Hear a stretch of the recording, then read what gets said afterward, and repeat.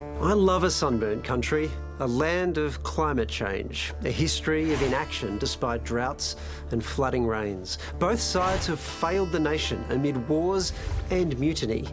A trail of fallen leaders, climate politics casualties.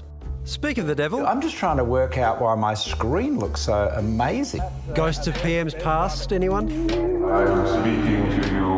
A Zoom expert, Malcolm Turnbull is not. But if anyone knows how politically toxic the issue of climate change is in this country, it's the guy who lost his job twice over it. We'll get to that part in a minute. And they've essentially taken what should be a debate about physics and science and economics and turned it into a whole political issue of, really of identity. It has been an irrational debate for well over a decade. As far back as John Howard, in fact, arguably the first of the climate-related casualties.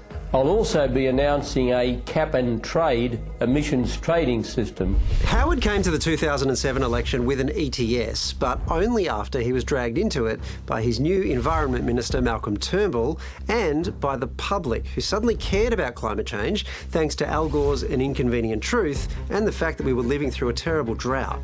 But after years of failing to ratify the Kyoto Protocol, voters weren't buying Howard's climate conversion. Of course, after he was out of office, he admitted that he actually never had believed in it and he'd only done it because he was facing a perfect political storm. His successor, Kevin Rudd, put climate action firmly back on the agenda. Climate change is the great moral challenge of our generation. Failing to win over the Greens, who thought his carbon pollution reduction scheme didn't go far enough, but managing to get then opposition leader Malcolm Turnbull on board. I'm the leader, I've made the call.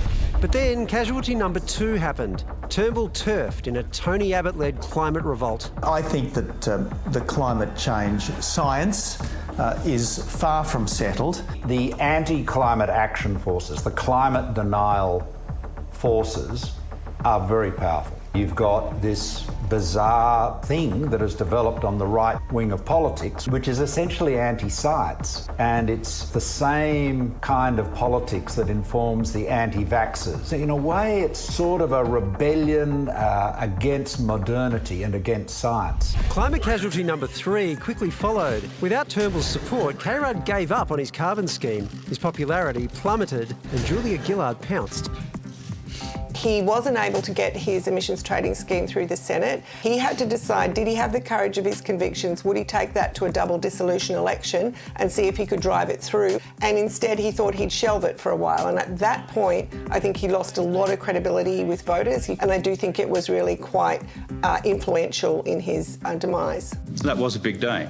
But an even bigger day, or rather moment, in the climate wars was to come. There will be no carbon tax, no carbon tax, no carbon tax under the government I lead. Next minute. I'm not going to get hung up on word games about how you describe various pricing mechanisms, and I've been very upfront with people. With a fixed price, it's effectively like a tax. This is the mother of all taxes. This tax will hit your power bills, it will hit your petrol bills. I think Tony Abbott has been immensely influential on climate politics because he showed how effectively you can weaponise a simplistic sort of slogan-based attack on climate policy and how hard that is to counter with facts. He showed the way. There are people now saying your name is not Julia, but Julia. Do you accept the fact that you've stolen an election with a false promise? Oh, Alan, what a load of nonsense. She lied to you! Gillard never really recovered. Intense criticism of her backflip and emissions trading scheme were one of the issues that saw her